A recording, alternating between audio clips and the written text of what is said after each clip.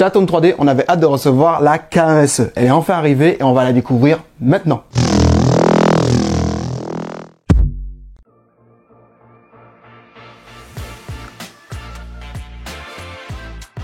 On a ouvert les premiers cartons et les premières mousses, elle est très bien protégée. Alors vous avez le guide d'installation et maintenant on va la sortir. Alors du coup on va retirer les quelques mousses qui restent. On a l'alimentation, indispensable.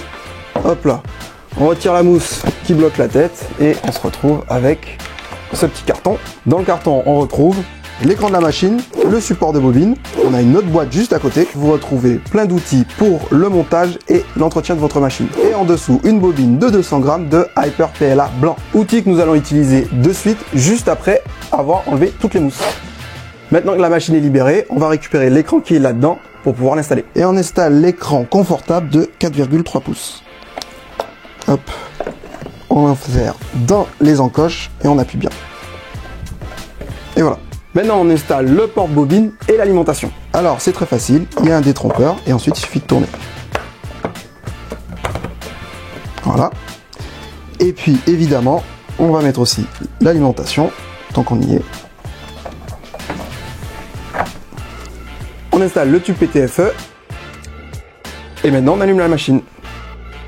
Maintenant, on va choisir la langue. Et ce qui est très bien, c'est qu'on peut directement la mettre en français. Une fois qu'on a sélectionné notre langue, il suffit juste de retirer les 3 vis.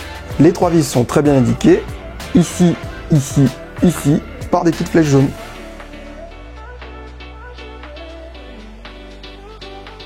Les vis sont enlevées, on va pouvoir libérer le plateau pour sortir la toute dernière mousse.